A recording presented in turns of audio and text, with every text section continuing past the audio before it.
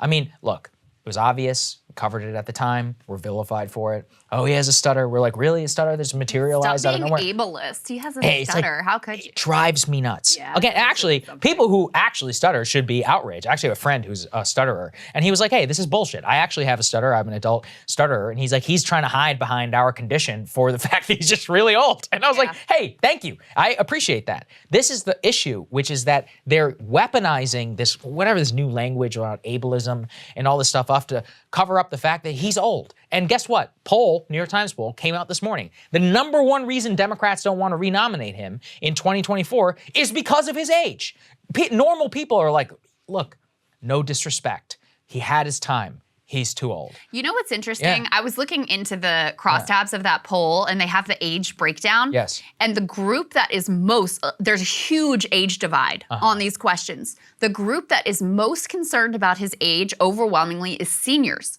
People who are 65 plus. I get it. 60% say that age is their number one concern. The youngest demographic, only 14% say that. And it's actually the fourth in line of their top concerns. Their number one concern is just generally job performance, that he's not doing a good job. Number two concern is he's not progressive enough. Number three is prefer someone new. And number four is age. I mean, probably in part because young people, you know, this is a group of voters who had a great affinity for Bernie Sanders. Yes, So they look and they're like, it's not really the age that's the problem here. It's what he's doing in the job, which is very much how I feel about it. But I also feel about it that we should have always been able to discuss this openly and candidly. And even if you are someone who is just like a Democratic Party stalwart and we gotta, you know, the Democrats gotta win and they gotta be a bulwark against the Republican Party, you're doing yourself no favors by not openly and candidly discussing this in the Democratic primary and then in the general election.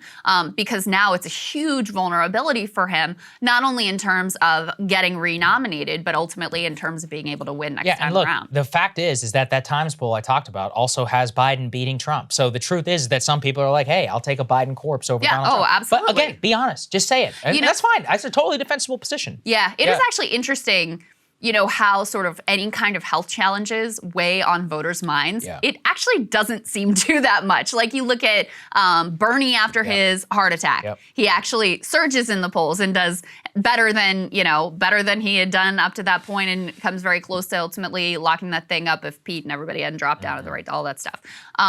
You have John Fetterman right now who suffered a very serious stroke, has been off the campaign trail for quite a while, but is just like crushing Oz on the airwaves and belittling him as a carpetbagger and, you know, as a multimillionaire who's filming campaign ads from his mansion in New Jersey and all of this. And according to the polls, at least, is being very effective in that. Is actually doing better than the Democratic gubernatorial nominee who didn't have the stroke and has an even more extreme opponent that he's up against. So, you know, I think voters are capable of weighing health concerns and considering whether that is, you know, significant enough for them to go in a different direction or whether their ideology or their partisan affiliation or whatever it is ultimately stronger. But should have enough respect for people to just be honest about what's going on. And the truth of the matter is, I don't think the press ever really persuaded the American people that this wasn't a potential issue for Biden, because it was just so apparent. It doesn't matter, though, because they didn't even allow discussion of it within the media, which itself should be representative of the broader conversation. So it's obvious here that a lot of people have concerns. And listen, talking about it is completely fine. And the way they do it is they do the same thing with Feinstein. You know, they'll be like, oh, you know, sometimes they quote somebody who says, oh, it's like, look, she's obviously senile. Just say it, okay? Yeah, but it took a long time before they do anything on that. And then she's like 90 something for them to finally acknowledge it. Everybody's known it in this town for years. They did this in the past. Strom Thurmond, you know, this is actually a bipartisan issue. He was senile. He was like 100 years old or whatever for the last 10 years of his life. Washington Press, there was one guy who wrote about it the entire time. Yeah, because of respectability concerns. It's ridiculous. Yeah. Cable news is ripping us apart, dividing the country, making it impossible to function as a society, and making it impossible to know just what is true and what is false. But the good news is they are failing and they know it. That is why we're building something new, a new mainstream, a healthier one, something more trustworthy, something that we are going to need in one of the most pivotal times in American history. We are building up here for the midterms, for the upcoming presidential election, but we need your help. So if you can help us out by becoming a premium member today at breakingpoints.com, we're trying to change America for the better and the entire world. So what are you waiting for, guys? Go to breakingpoints.com and sign up and help us build a new mainstream.